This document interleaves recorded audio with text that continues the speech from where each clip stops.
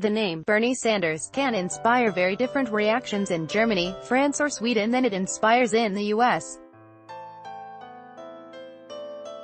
While the Vermont senator and self-described socialist is considered hard left or radical by Republicans and even by some neoliberal Democrats, Europeans tend to view him as simply a New Deal liberal rather than someone with genuinely Marxist ideas.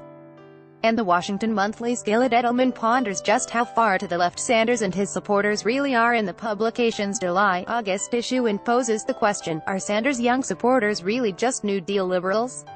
One thing Sanders clearly has in common with many European politicians is the fact that he is extremely uncomfortable with countries having widespread poverty, and while he doesn't necessarily believe poverty can be eliminated altogether, he favors programs that aggressively combat it.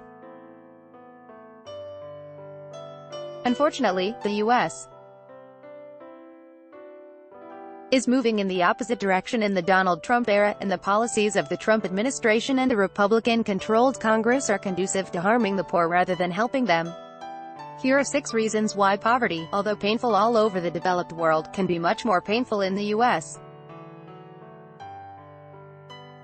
than in the European social democracies that Sanders and his supporters admire. 1. Job training in Europe. There has been a heavy emphasis on education and job training. Germany, for example, is renowned for its apprenticeship programs. And according to Carl Mellon of the Swedish think tank Futurian, Sweden's system of retraining workers is better than those in most countries. But in the US, education can be cost-prohibitive. The U.S. poor simply can't afford the educational programs they need to acquire new job skills, whereas in Germany or Sweden, the poor have easier access to job training programs that will make their lives better. 2. Unions. The labor movement did a lot to expand the American middle class in the 1940s and 1950s, but in the Trump era, unionization rates are at historic lows. Only 10.7% of the U.S. workforce is unionized, according to the Bureau of Labor Statistics. But in Europe, unionization rates range from 67% in Sweden and 55% in Belgium to 37.3% in Italy, and union members are much less likely to be poor. As long as the U.S. continues embracing anti-union right-to-work laws, its working poor will be more likely to remain in poverty.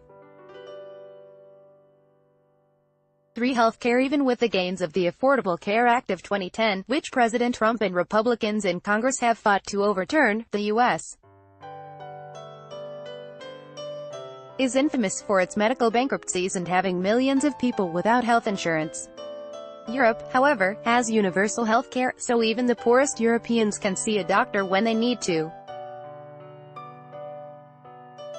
Until the U.S. brings about universal care healthcare, America's poor will continue to be sicker and unhealthier than their European counterparts. 4.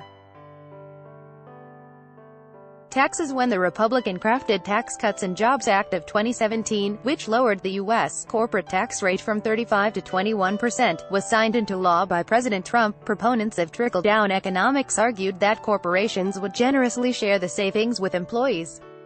But according to economist Robert Reich, almost all the extra money has been going into stock buybacks instead of wage increases for employees.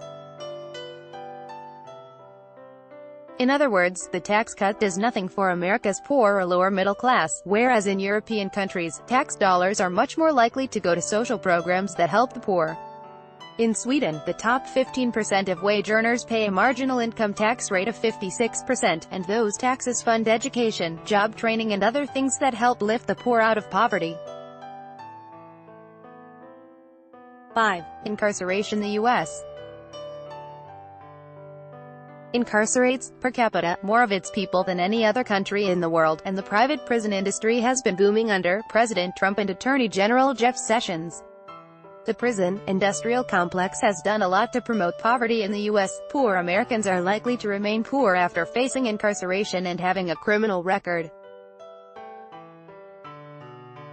But in Norway, a country Sanders and his supporters believes the U.S. should emulate, an emphasis on job training and rehabilitation for prisoners is making it less likely for them to become repeat offenders. In 2016, a study by the University of Bergen found that job training programs for Norwegian prisoners were making them 46% less likely to become repeat offenders. 6. Education. Education doesn't have to mean attending a university and acquiring a college degree. Trade schools that sharpen blue-collar job skills can also be an excellent educational tool.